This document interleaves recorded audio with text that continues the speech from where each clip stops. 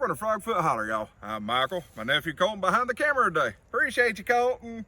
Okay, so what are we doing today? Well, we got some more taters to plant. All right, so I planted all my garden space that I allowed for taters. And well, I kind of have a good bit of them left over. So I've been trying to figure out what to do with them. I either throw them away or I dig up more ground. Well, guess what? I'm digging up more ground today. So as you can see, I already have the area marked with these posts that I'm going to be tilling up. And as you can see, I have my tiller and I have hoss out here.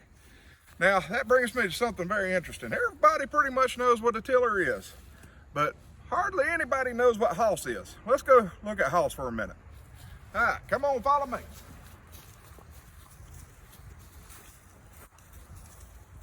So this is hoss. This is a steel KM131R, and it is actually a multi-tool, which means you actually take this head off by this screw right here, and you can attach a broom, leaf blower, another weed eater. I think they got some other attachments for it, but the only thing I needed was the cultivator head. Now, you can see these things in Lowe's and Home Depot. They have, I think Husqvarna has a homeowner's version. Ryobi might have one. There's several different homeowner versions. But this thing right here, the head alone, when you take this head off of the whole body, weighs as much as the homeowner version of the Husqvarna or the Ryobi. Now, this head, let me show you where the balance point is on this thing. It's pretty much right there where the screw is. So the head is just about as heavy as the motor itself. But that was the reason why I bought this thing, is because it's professional, it's heavier duty, and some of our ground, and I have a feeling you're about to see it, is pretty hard. So we're going to be using him to make our walking paths, and I'm going to be planting these taters a little bit differently.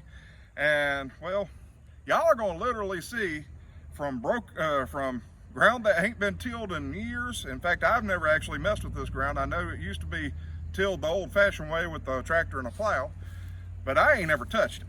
But we are going to be taking the tiller and breaking the ground, and then re-breaking the ground and re-breaking the ground, and we got a lot of work, y'all, but y'all get to see the whole process from breaking the ground to planting the taters.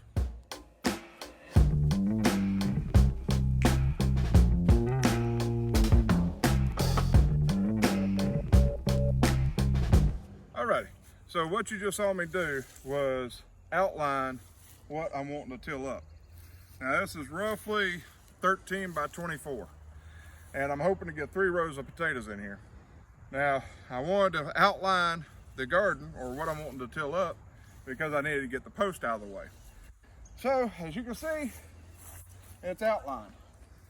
Now one thing about it is we got a lot of grass in this, as you can see, and this stuff goes everywhere. It's tough to get through, but my nephew will be taking a rake as I'm going through here, and he'll be using a leaf rake and raking this grass out as much as he can, trying to get the roots and stuff.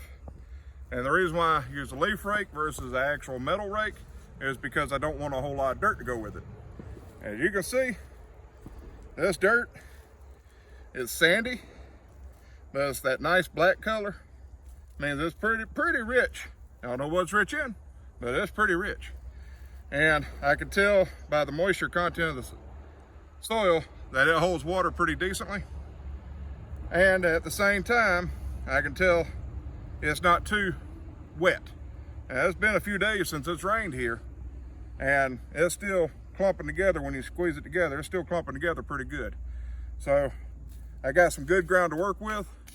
It's just going to take some time to work with it. Now I'm going to probably have to go over this 5, 6, 10 times. I don't know, but it's going to take a lot because this ground is hard. I mean hard.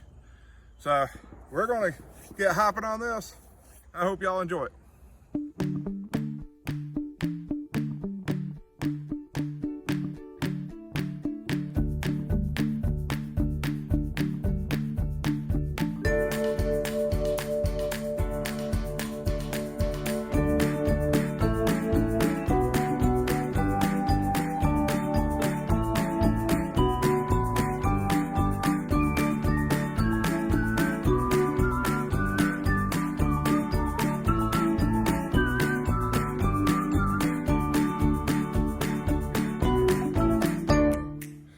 just love Super Frog mode.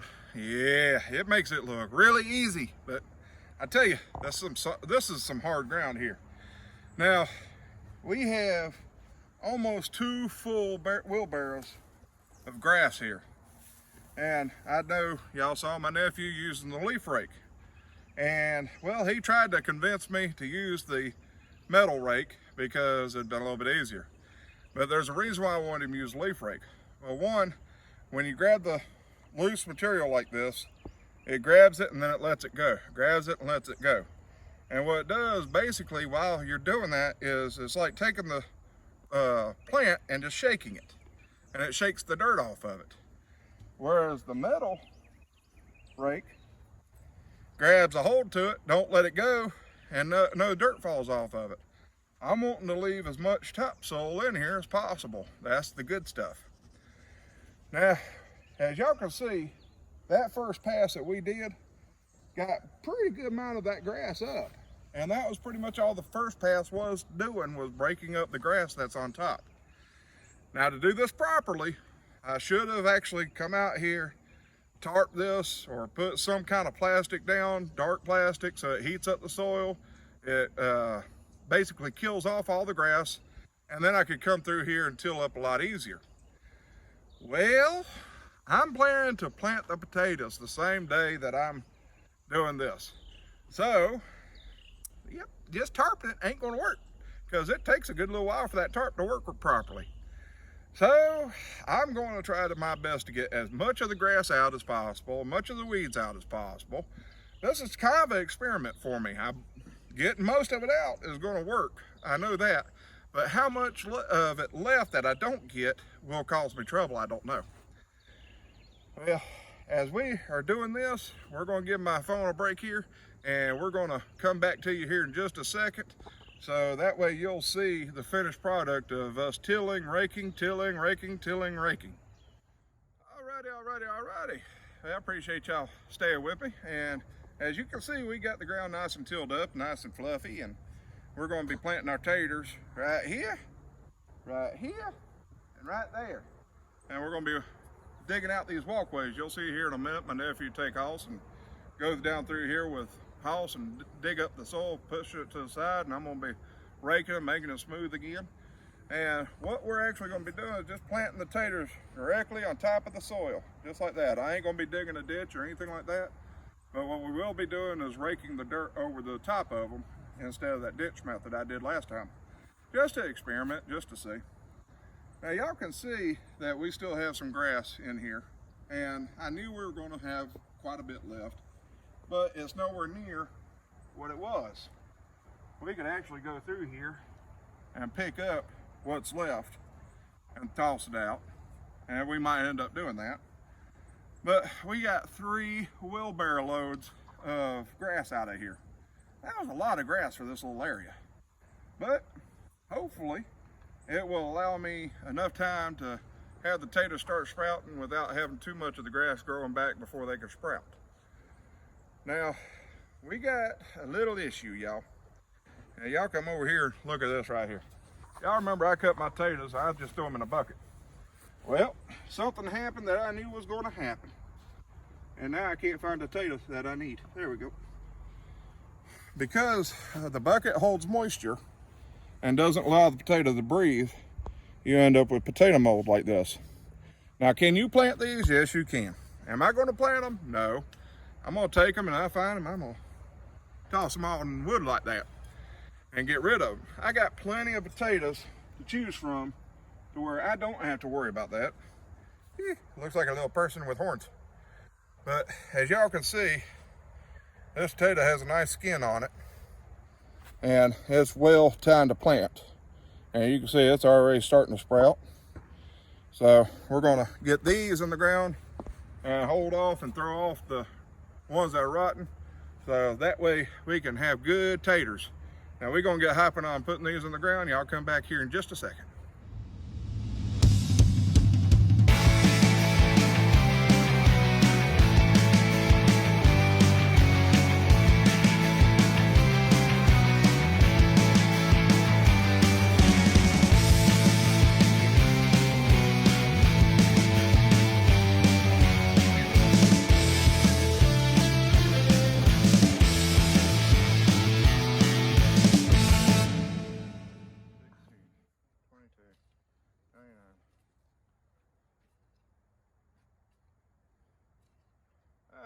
So as y'all can see, we got our taters on the ground.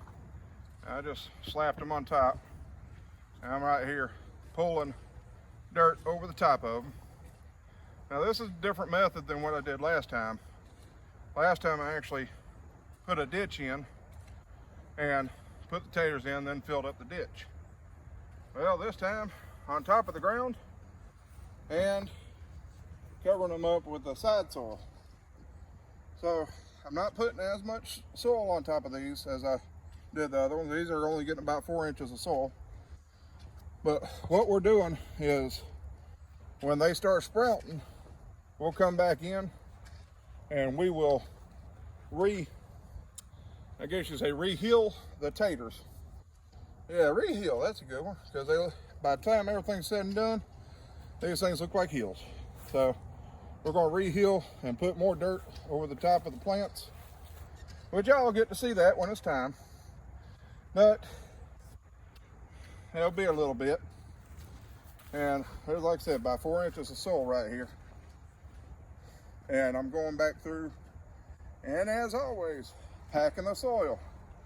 Make sure you pack the soil so the dirt gets around the tater and no air pockets are there, and you'll be good. Alright, so if y'all can see, we have our 3 hills of taters here. 1, 2, and 3. Our walking paths. And we have managed to get all this done in a day, in the time that we was able to put towards it. Now, trouble will be fighting weeds. No, I'm going to be fighting them. Nothing I can do about it. I did what I could, got as much grass and weeds out as I could. It is what it is. Now, I know some of y'all out there are planting potatoes right now, and y'all gonna be like me and want to see them come up the next day or within a week. Probably not gonna happen. Potatoes can take up to almost a month, depending on soil temperature, before you'll actually see anything sprout or above ground. So I know, for me personally, that bugs the tar out of me. I want to see results, but have patience with them. They will sprout and they will produce something. And as long as your soil temperatures stay right, and as long as you keep healing them up with dirt, they'll produce what you want to. Now, a lot of people don't realize you got your seed potato here, all your potatoes grow up from that. So the more dirt or more hay or more pine straw, whatever you happen to put on top of them that you put in there, the more you'll get. Well, again, that's if everything comes in right. Like I said, soil temperature has a lot to do with it. You can actually have nice, beautiful bushes on top, nice green, full, luscious bushes. Go to dig them up and you might find 1 or 2 taters. It's just the way it works. But I tell you, when you get that hill of them and you're pulling out 40 pounds from one row, you can't beat that feeling, y'all. I'm telling you, you can't beat it. Alrighty, so I'm gonna remind y'all that tomorrow y'all are gonna find out what I decide my gross out challenge, I guess a meal, is going to be. I don't know what I'm actually going to do yet, so don't ask me yet. But any suggestions you got, put them on there. I'll be willing to look at anything. I may not accept any of it, but hey, it's got to be within reason, y'all. I can only stomach so much. I ain't like Les and can eat a sardine covered in peanut butter. Ugh. Just don't work that way, y'all. All right, so y'all go out and check out Les of Lone Star Pioneering.